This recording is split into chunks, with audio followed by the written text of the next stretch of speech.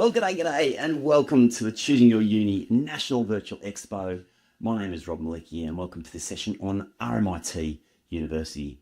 Quick acknowledgement of country. I live and work on Gadigal land of the Eora Nation here in Sydney, New South Wales, and I pay my respects to the traditional owners, traditional custodians of this incredible land. Now, before I get started, I wanted to let you know what's coming up in the next 20 minutes, and also to say hello to those of you who are joining me live today for this session. If you've got questions or comments, you can drop them in the chat, whether that's here on the Expo Hub, or if you're watching the live stream on Instagram, Facebook, TikTok, YouTube, drop your questions in and I'll try to get them to them by the end of this session. And of course, if you're watching this on the replay, then you can also add your questions in the Choosing Your Uni Discord. Details are in the session notes below, and there you can ask any question that you might have regarding studying at RMIT or any other university for that matter as well. So what are we going to cover? Well, we're going to be talking about what RMIT University is known for, who would be well suited to studying there. We're going to hear from some students about what they say about studying at RMIT, and we're also going to dive into its academic strengths. I'm also going to take you through the data, so the numbers. How does this institution go with student satisfaction, graduate employment rates? How does it rank globally? We're going to dive into all of those details, and I will explain how you can figure out whether those numbers are actually relevant to you or not, because there's quite a bit of marketing hype around different rankings. Finally, I'm going to help you build your shortlist by giving you a handful of institutions that you might compare RMIT with. And I really like the idea of that being able to help people build their shortlist of institutions, whether those are in Melbourne, but I've also got a couple of curveball suggestions to you from somewhere else. So before we kick off, I'd also like just to acknowledge our major presenting partner, Southern Cross University, without whom this expo wouldn't have been possible. So a very quick word from SCU, and then we're going to get into this session. Go.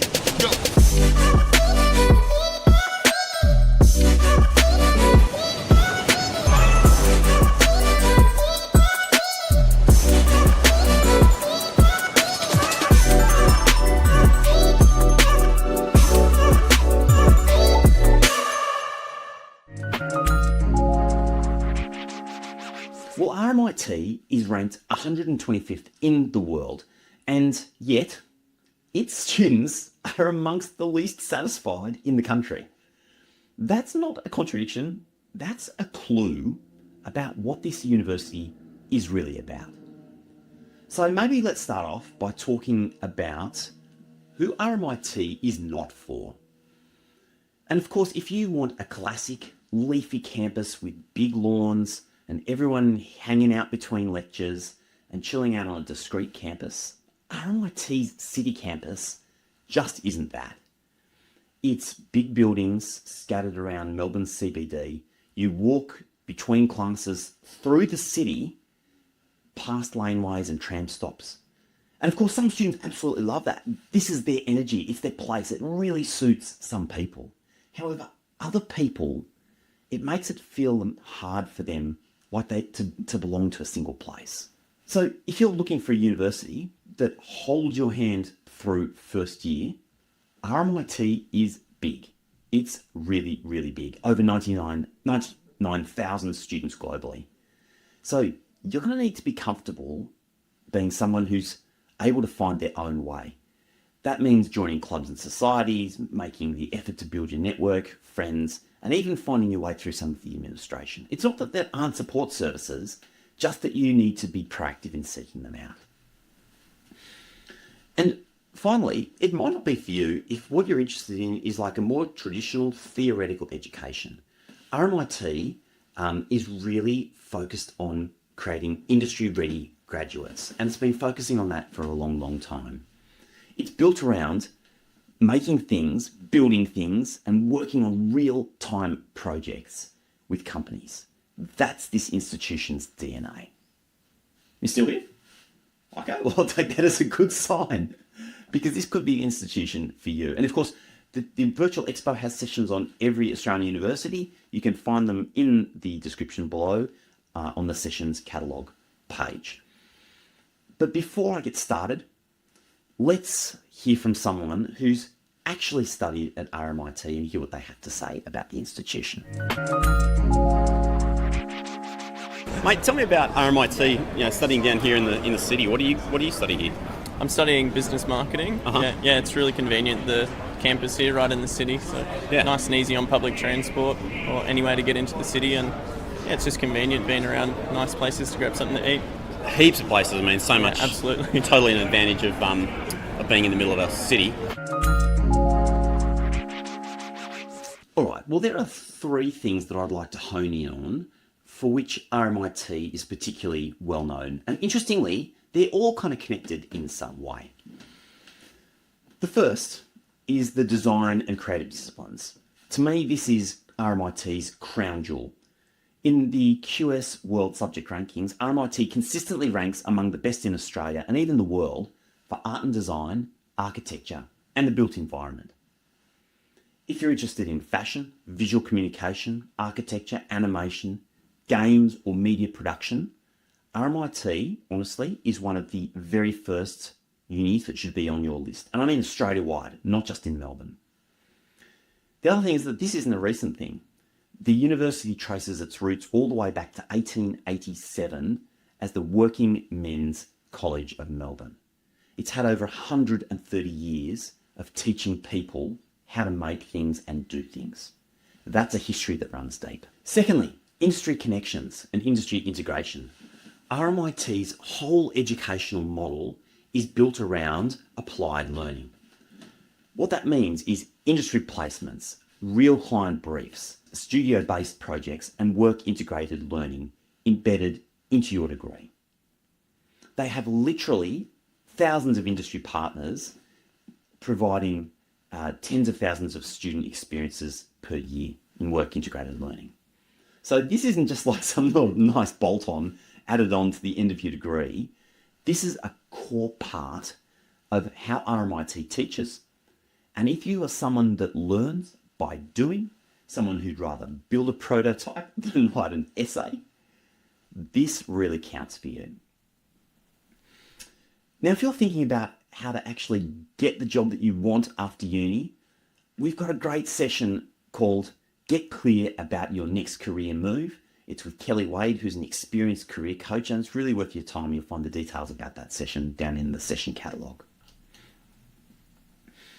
Thirdly, is RMIT's dual sector structure. There's a number of institutions in Victoria that have this, but outside of Victoria, it's not a very common model. And it's unusual on a national scale, but it's genuinely useful. RMIT offers both higher education degrees and vocational education, and by that I mean TAFE-style certificates and diplomas side by side.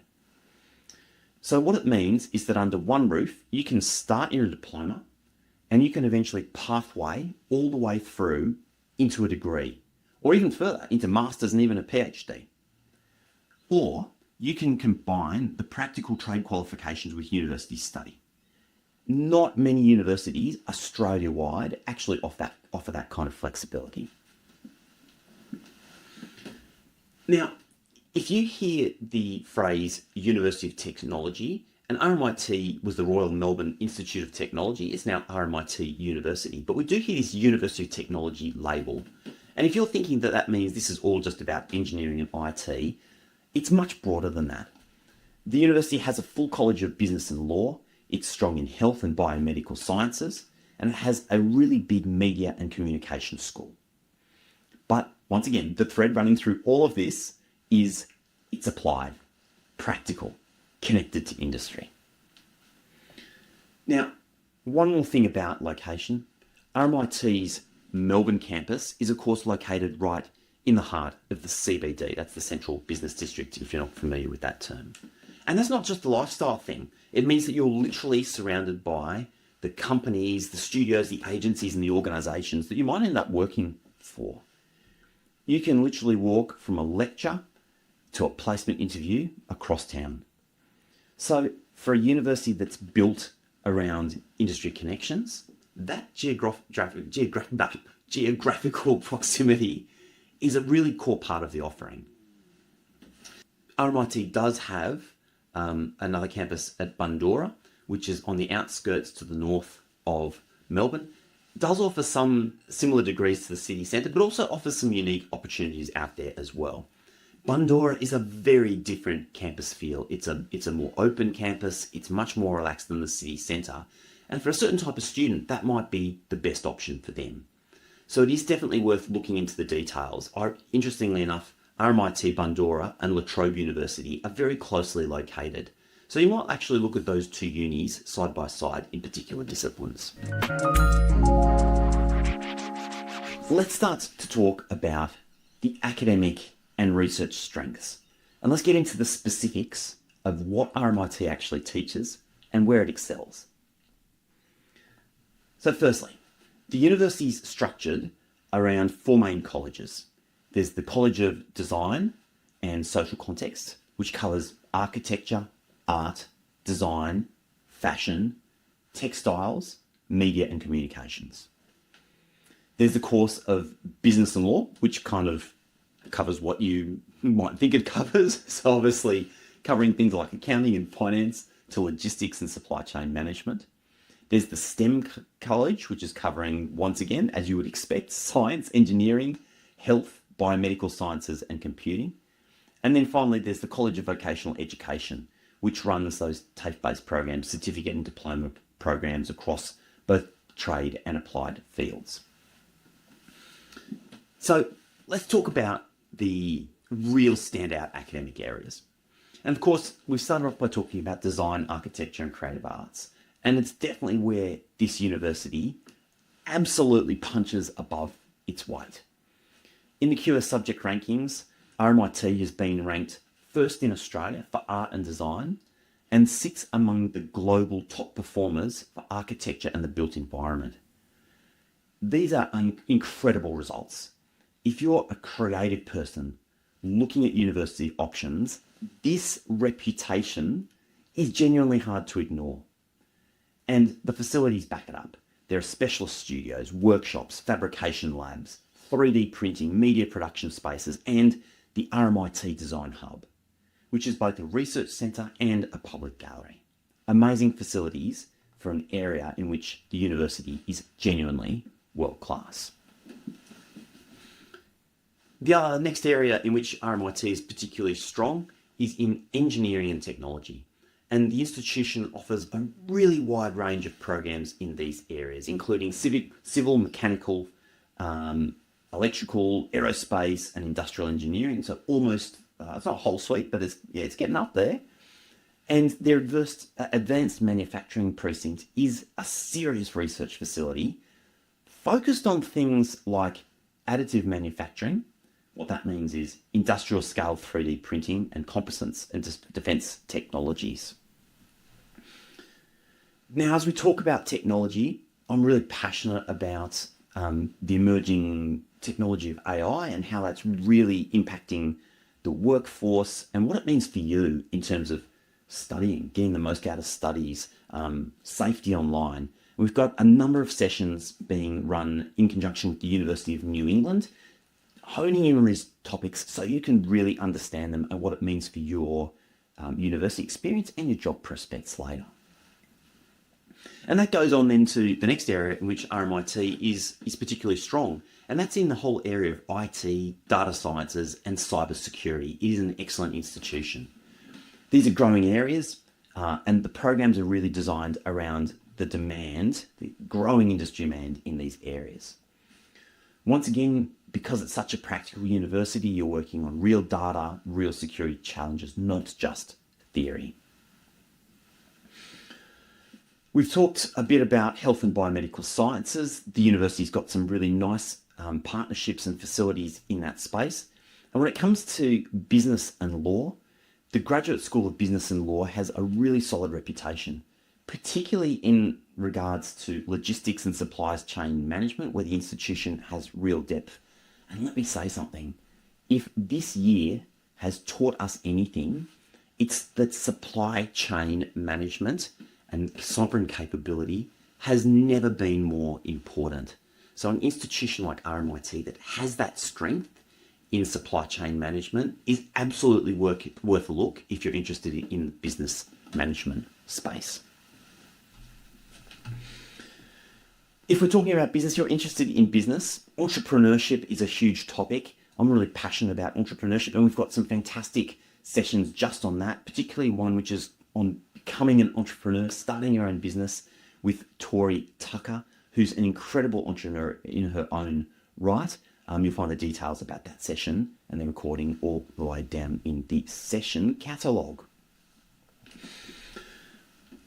When it comes to research funding, RMIT brings in $110 million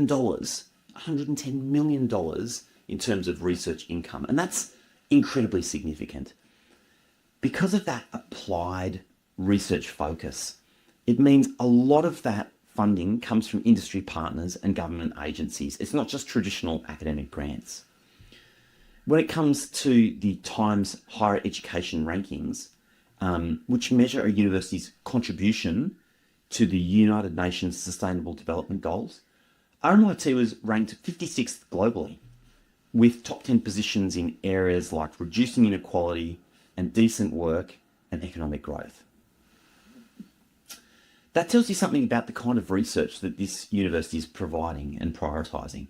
It's aiming at solving real world problems. So if you're one of those practically focused people, this is the kind of ecosystem that may suit you.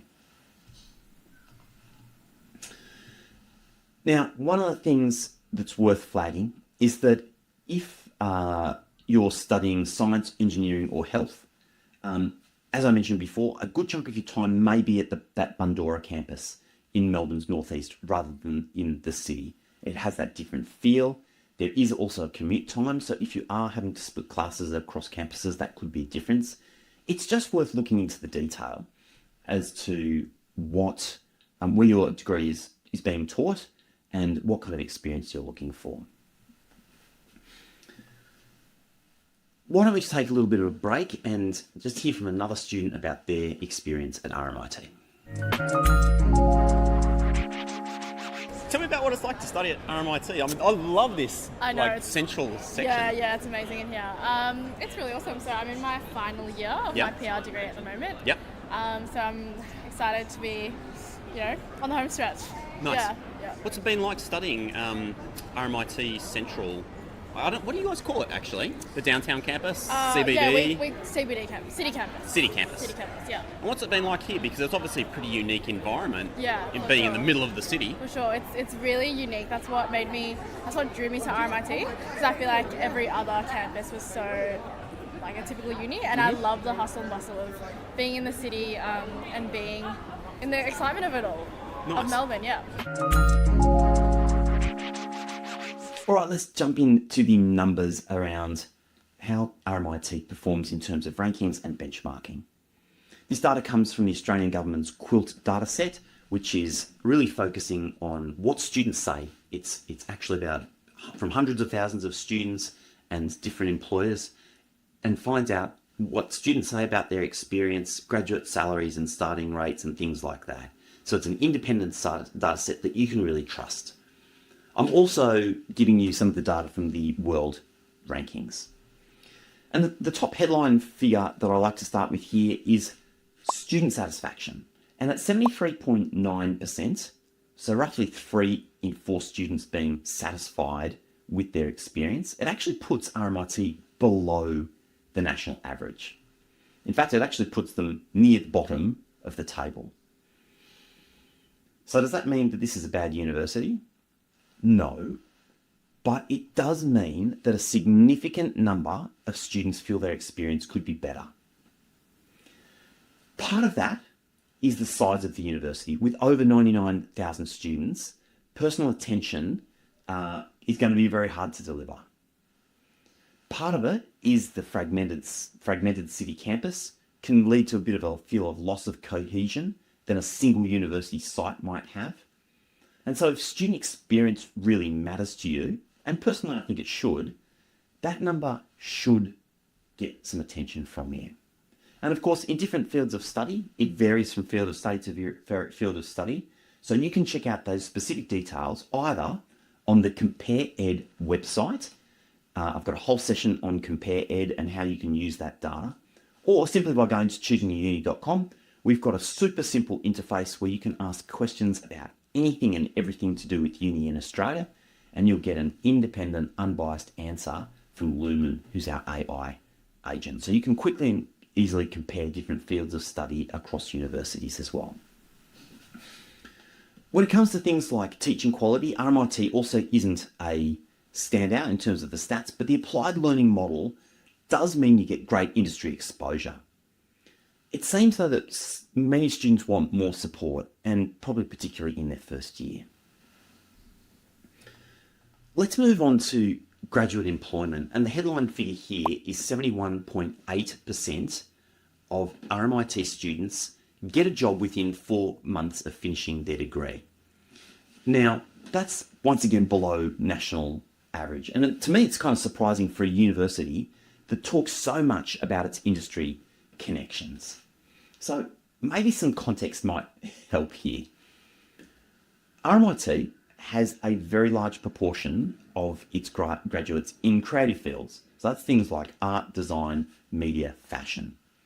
And these industries typically have longer pathways to full-time employment. So the number doesn't mean that the education isn't working. All it is reflecting is that these graduates don't always enter, when they enter the job, they aren't necessarily hired on the same timeline as, say, accounting, nursing, teaching. We're getting hired as much faster. It's also fairly common for large institutions and also institutions that have that mix of students to have slightly longer timeframes for people getting employed. Looking at graduate starting salaries, and it's a similar sort of story. At $66,800, it's still on the lower side nationally. Discipline mix really matters. Creative fields and early career design roles often start with lower salaries that grow over time. Graduates from RMIT's engineering and IT and health programs will typically see much higher starting salaries than what this middle number, this median, actually suggests. Let's now talk about the global rankings. And RMIT performs extremely well on the global rankings. Firstly, QS, which is one of the major ranking schemes, has it at 125th globally, which puts it comfortably inside the top 1% of institutions worldwide. It's an exceptional result. It means it's ranked 10th in Australia on QS. Times Higher Ed has RMIT lower, at between 250th and 300 in the world, and that's respectable. But it's interesting to know what's kind of driving this. And these big rankings really place a lot of emphasis on research output. RMIT's research output, employer reputation, and international profile all contribute. But rankings measure institutional averages. What matters more is how RMIT's performing in the specific field of study that you're interested in. So in design and architecture, it punches completely at a completely different level compared to its overall ranking. Once again, you can compare all of these numbers side by side on the Choosing Your Uni platform or on the Compare Ed website as well. All right, so let's now talk about comparable institutions. And I love this section. And RMIT is an institution that you don't just compare in isolation. There's a number that have a similar flavour that are worth having a look at. The first one, geographically, the University of Melbourne is the closest university, just a couple of kilometres from one another. Melbourne, group of 8 institution, research intensive, and it follows a completely different model. The Melbourne model means that you start off by doing a broad undergraduate degree, followed by a graduate level specialisation. So essentially it's almost like 2 degrees. Uni of Melbourne has more prestige and has a higher global ranking, but if you're looking for RMIT's applied industry integrated approach, that's something fundamentally different. So if you're looking to learn by doing, RMIT might actually suit you better. Likewise, if you want to be in the heart of the city, RMIT might suit you better. If you're looking for that traditional uni campus experience, Melbourne might suit you better. Let's look at some of the other institutions around Australia that might have a similar feel to them. And really, you're looking at places like UTS in Sydney, as well as QUT in Brisbane. Both have that technology university background, and both are located in the hearts of their cities.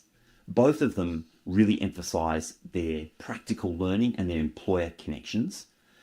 UTS, for example, also sits slightly higher in world rankings, 96th in the world, which is almost comparable as far as I'm concerned.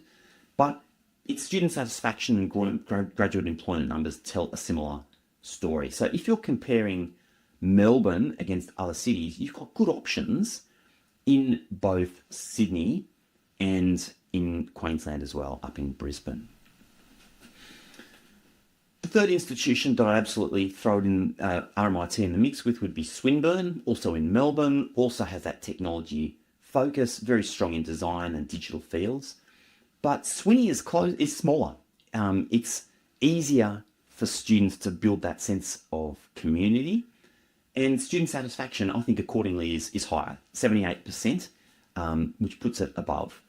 But like RMIT, its philosophy is still around that work readiness and integration with industry. So personally, I think Swinburne is worth a look as well. Excellent institutions that both belong on your shortlist. If you've got no idea where to start, I've done a whole session on getting started with choosing a uni, and we talk about the different steps you can take to start figuring out your direction. We do have a minute or so for some questions, so let me quickly pull out one that's been asked in advance. I want to make sure I get to these as a priority. For everything I don't get to, Choosing a Uni Discord, I'll be answering absolutely all the questions that have come through there. RMIT City Campus is right in the Melbourne CBD. Is there actually a campus feel, or is it just buildings scattered throughout the city? And the honest answer is that it's actually a bit of both. Because of its city location, you are literally in the heart of the action all the time. That means coffee shops, laneways, shopping, supermarkets, busyness, business, the whole lot. However, once you're actually in your teaching environment, you're still in there hanging out with other students, learning alongside others, and you still have that sort of university campus bubble to some extent. So it's really interesting the way that these two things blend together. It definitely suits a certain type of student. You'll know if that's you or not. If you certainly love 24/7 buzz, this could definitely be a good option for you.